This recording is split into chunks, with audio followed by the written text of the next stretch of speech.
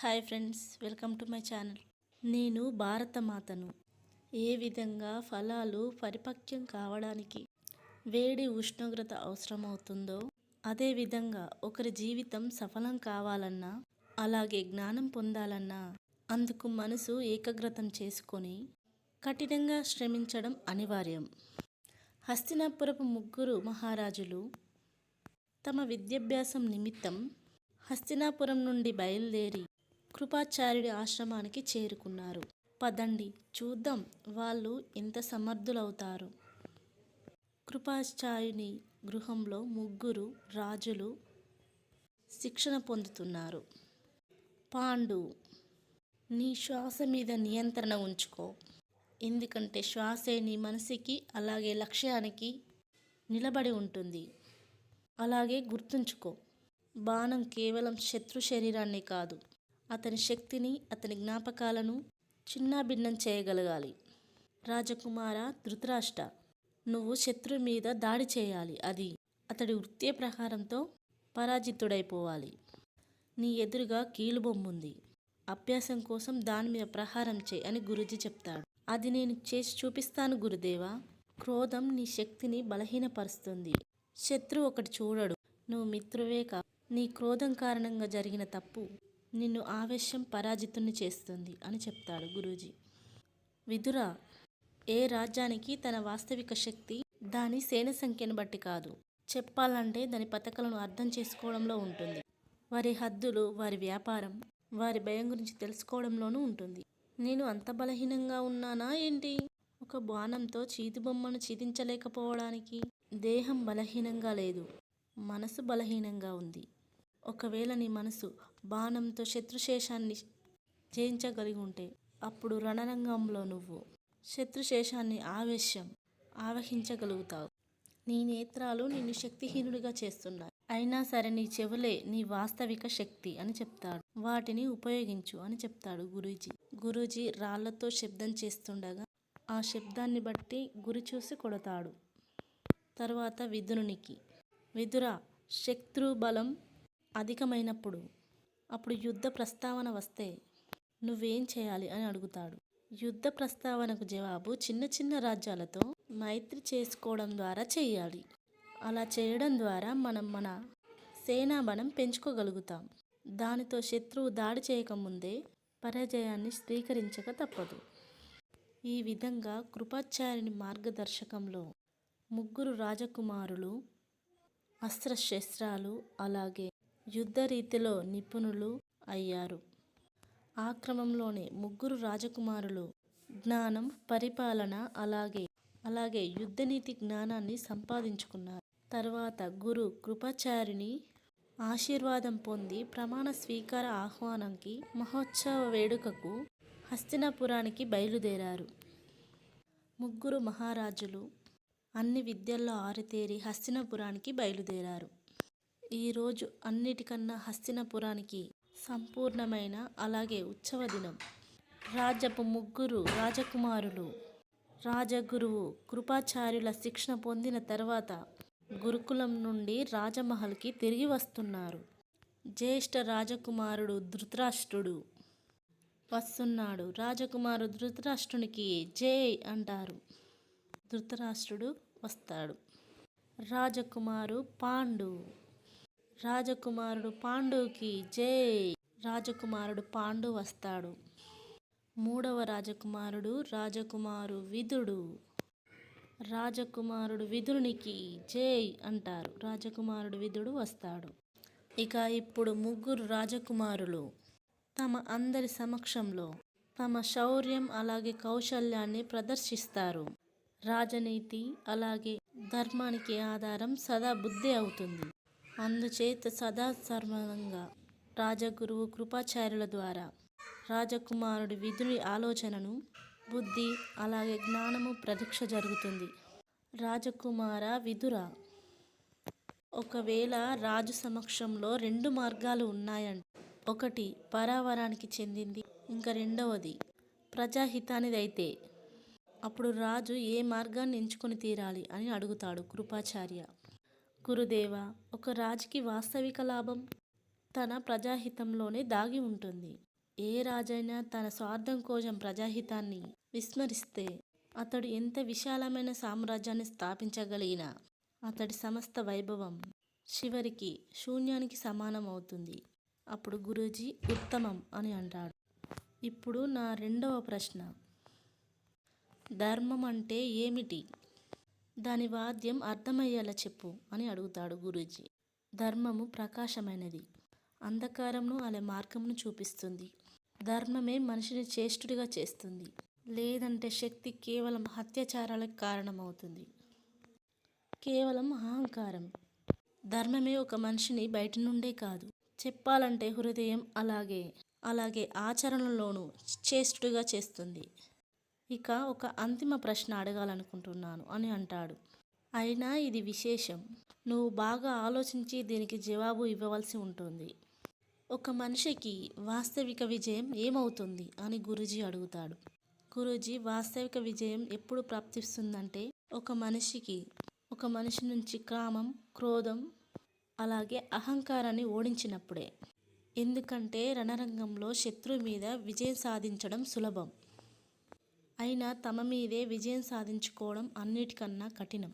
ఎప్పుడు మనసు శాంతంగా ఉంటుందో, కోరికలు తగ్గిపోతాయో అప్పుడు అందరి శిరస్సులు తమ భయంతో దించుకుంటాయి. చెప్పాలంటే గౌరవంతో మీ వైపు పైకి లేస్తుంటాయో అప్పుడు అనుకోవాలి గురుదేవ, మనిషి తమ వాస్తవిక విజయం పొందగలిగాడని. రణరంగంలో పొందిన విజయం ఇతిహాసాన్ని మార్చగలుగుతుంది. అయినా మనిషి అంతరంగిక విజయం జీవితాన్ని మార్చేస్తుంది. అద్భుతం విదురా అని గురూజీ అంటాడు. నిశ్చయంగా నువ్వు విద్వాంసునివి, అలాగే యోధునివి. నీ మనసు ధర్మపు మూలాలను చక్కగా అర్థం చేసుకుంది. ధర్మపు వాస్తవికత కేవలం పుస్తకాలలోనే కాదు, వ్యవహరించడంలోనూ ఉంటుంది. ఇప్పుడు దాన్ని నువ్వు రుజువు చేసి చూపించావు. ఇప్పుడు సమయం పాండు పరాక్రమం అలాగే యుద్ధపు పరిచయించేందుకు. రాజు పాండుకి సైనికులకు యుద్ధాన్ని పెడతారు. పాండు గెలుస్తాడు యుద్ధంలో. ఇప్పుడు రాజకుమారుడు పాండుకి ధనుర్విద్య జరుగుతుంది. రాజు విదురుడు బాణంతో యుద్ధం చేస్తాడు, అందులో గెలుస్తాడు. అప్పుడు భీష్మ చాలా సంతోషపడతాడు. భీష్మ, అద్భుతం, శౌర్యంతో పాటు వివేకం, అద్భుతపు మేళవింపు అని అంటాడు. ఇప్పుడు అంతిమ పరీక్ష రాజకుమారుడు ధృతరాష్ట్రుని బలానిదవుతుంది. ధృతరాష్ట్రుడు శౌల శబ్దంతో సైనికుణ్ణి ఓడిస్తాడు. అందరూ సంతోషపడతారు. భీష్ముడు ఆనందిస్తాడు. ఇది ఇలా ఉండగా, ఏ మదనలో పడిపోయావు భీష్మ? మీ ముఖంలోని భావాలు చెప్తున్నాయి మీరు కలవరపడుతున్నారని అని మాత సత్యవతి అడుగుతుంది. అప్పుడు భీష్మ, మాత, నాకు అనిపిస్తుంది ఇప్పుడు సమయం వచ్చేసిందని. హస్తినాపురానికి రాజును నిర్ణయించే సమయం. మీ చింతకు అర్థముంది పుత్ర. రాజ్యానికి తన రాజు కావాల్సింది. అయినా ప్రశ్న ఏమిటంటే, ఎవరు కావాలి మహారాజు అని అడుగుతుంది భీష్మని. ఇది ఇలా ఉండగా ముగ్గురు మహారాజులు ఇలా మాట్లాడుకుంటారు. ఈరోజు మనం కేవలం పరీక్షను ఎదుర్కోవడం కాదు, చెప్పాలంటే మన అందరి భవిష్యత్తు మార్గాలను కూడా గుర్తించాలి. నాది అంధకారపు మార్గం. అగ్రజ, తమరు వ్యర్థంగా చింతిస్తున్నారు. తమతో సమాన బలవంతుడు ఈ వ్యవధిలోనే లేడు. అయినా ఆ బలము ఉపయోగమేముంది అని అంటాడు ఇంకో రాజు. నేను నా విజయాలను చూడలేను, ప్రజలలోనూ నా పరాక్రమం చూసి విల్లివిరిసే ప్రసన్నతను కూడా. దృష్టి కేవలం నేత్రాలకే ఉన్నది అగ్రజ, మనసుకు ఉంటుంది అని ఇంకో రాజు అంటాడు. నేత్రాలతో కొంత దూరం వరకే చూడగలుగుతాం, కానీ మనసు దృష్టితో సర్వ సృష్టిని చూడగలుగుతాం. నేను చెబుతున్నాను, మీరు చింతించడం మానుకోండి అగ్రజ. ఇప్పుడు మీరు ప్రసన్నంగా ఉండాలి, హస్తినాపురానికి రాజు కాబోతున్నందుకు. కానీ నేను చూడలేనుగా పాండు. నేను రాజభారం చక్కదిద్దగలనుగా. ఎవరు చూడలేరో వారి అనుభూతుల శక్తి చాలా తీవ్రమైపోతుంది. అగ్రజ, తమరు మీ మనసు దృష్టి మీద నమ్మకం ఉంచాలి. హస్తినాపురం మహారాజుని ఎంచుకోవడానికి సమయం వచ్చేసింది. రాజకుమారుడు విదురుని హస్తినాపురం నూతన మహామంత్రిగా ఎంపిక చేయడం జరుగుతుంది. అలాగే రాజకుమారుడు పాండుని సేనాపతిగా ఎంపిక చేయడం జరుగుతుంది. ఏళ్ల తరబడి హస్తినాపురం తన రాజు కోసం ప్రతీక్షిస్తుంది. ఇప్పుడు ఎలాంటి సూచన వస్తుందంటే ఇప్పుడు ఇక ఈ రాజదర్బారికి అలాగే హస్తినాపురపు ప్రజలకు తమ రాజును పొందే శుభగడియలొచ్చాయి. మహారాజ్ ధృతరాష్ట్రుడికి జై అనగా గురూజీ అంటాడు, హస్తినాపురపు నూతన రాజు ఎంపిక ఇంకా పూర్తి కాలేదు. సభా సభ్యులారా అని గట్టిగా అంటాడు గురూజీ. అంతకు ముందే రాజకుమారుడు ధృతరాష్ట్రుడికి జయపరితం చేయడం అనుచితం. ఎంపిక అవసరమేముంది రాజగురు? రాజమహల్ జ్యేష్ఠపుత్రుడే రాజుగా యోగ్యుడవుతాడు. అయినా రాజ్యంలో ధృతరాష్ట్రుడే జ్యేష్ఠుడు. క్షమించాలి, అయినా రాజకుమారుడు ధృతరాష్ట్రుడు దృష్టిహీనుడు. అలా అనగా ధృతరాష్ట్రునికి కోపం వస్తుంది ఒకేసారి. అప్పుడు భీష్ముడు, విదురా, నువ్వు జ్ఞానానికి అలాగే న్యాయానికి ప్రతిరూపుడివి. అలాగే ఇప్పుడిప్పుడే మహామంత్రివయ్యావు. చెప్పు, ఒక రాజు కావడానికి ఏంటి యోగ్యత? తాతాశ్రీ, ఇది నా సౌభాగ్యం, హస్తినాపురానికి మహామంత్రి కావడం. అయినా నేనేం చెప్పినా అది కేవలం మహామంత్రిగా మనసులో ఉంచుకొని చెప్తాను. నన్ను క్షమించాలి జ్యేష్ఠ అగ్రజ. నేనిప్పుడు చెప్పబోతున్నది అందరిలాగే తమకు ఉచితం అనిపించకపోవచ్చు. అదే క్షణంలో తమని దుఃఖించేలా చేయవచ్చు. కానీ ఇది హస్తినాపురపు భవిష్యత్తుకు ఆవశ్యకత. అలాగే ఒక మహామంత్రిని అయిన కారణంగా నేనిది చెప్పి తీరాలి. నువ్వేం చెప్పాలన్నా స్పష్టంగా చెప్పు విదురా అని అంటాడు. సింహాసనం ఉత్తరాధికారి సకల విధాలుగా సంపూర్ణంగా ఉండాలి. అప్పుడే తను రాజు కాగలుగుతాడు. ఒక అనుజుడైనందుకు నిస్సందేహంగా నా జ్యేష్ఠ అగ్రదుడు సంపూర్ణమనిపించవచ్చు. కానీ నేనొక మహామంత్రిని అయినందువల్ల నేనొకటి అంగీకరించక తప్పదు, జ్యేష్ఠ అగ్రజుడు సంపూర్ణం కాదు అని. అందుకే వారికి రాజ్యాయ యోగ్యత లేదు అని చెప్తాడు.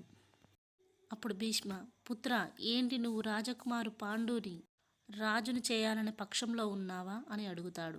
నేనొక మహామంత్రిని అయిన అధికారంతో నేను కేవలం నా మనసులోని సూక్ష్మాన్ని అధీక్షించగలుగుతాను. ఎవరి పక్షాన నిర్ణయం తీసుకోవడం నాకు అధికారంలో లేదు అని చెప్తాడు. అందుచేత రాజును నిర్ణయించే అధికారం తమ చేతుల్లోనే ఉంది అని చెప్తాడు. అప్పుడు భీష్మ, ఒకవేళ ఇదే హస్తినాపురానికి న్యాయమైతే, అలాగే శాస్త్రము ఇదే చెప్తుందంటే, అప్పుడు నేను రాజకుమారు పాండుని హస్తినాపురపు నూతన రాజుగా ప్రకటిస్తాను అని భీష్మ చెప్తాడు. రాజు పాండుని మహారాజుగా ప్రకటిస్తాడు భీష్ముడు. అందరు రాజులు రాజు పాండుకి నమస్కారం చేస్తారు. ప్రజలందరూ హస్తినాపురము రాజుకి పాండుకి జై అని సంబరపడతారు.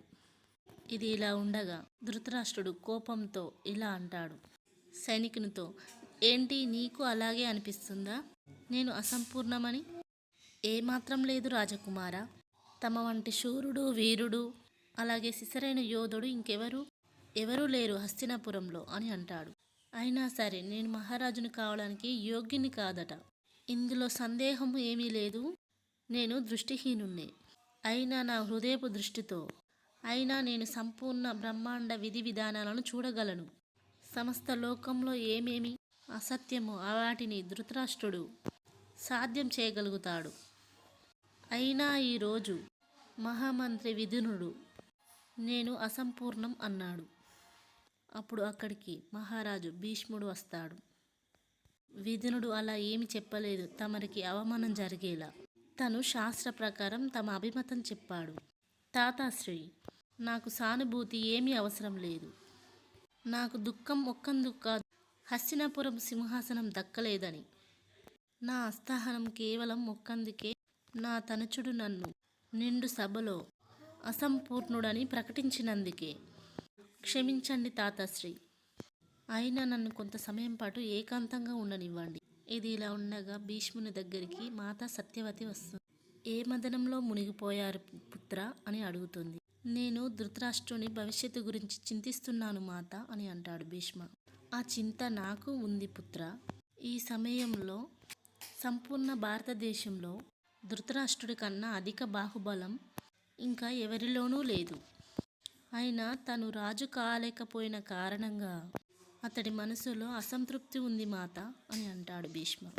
ధృతరాష్ట్రుడు తన అసంపూర్ణత కారణంగా తన బాల్యం నుండి ఎన్నో బాధలు సహించాడు. తనను తను యోగుడిగా చేసుకోవాలని తను సదా రెట్టింపు కష్టపడుతూ వచ్చాడు. కానీ ఎప్పటికీ రాజు కాలేకపోయాడు. అందుచేత తన హృదయంలో దుఃఖం ఉచితమే కదా అంటుంది. అయితే పుత్రుని ధృతరాష్ట్రుని దుఃఖం ఎలా సాధ్యపడుతుంది మాత? తను రాజు కాలేకపోయాడు. అందుచేత తన హృదయంలో దుఃఖం ఉచితమే కదా అంటుంది సత్యవతి. మంచిదే మాత. బహుశా తన జీవిత భాగస్వామి రాకతో తమ జీవితంలో సుఖాలు రావచ్చు.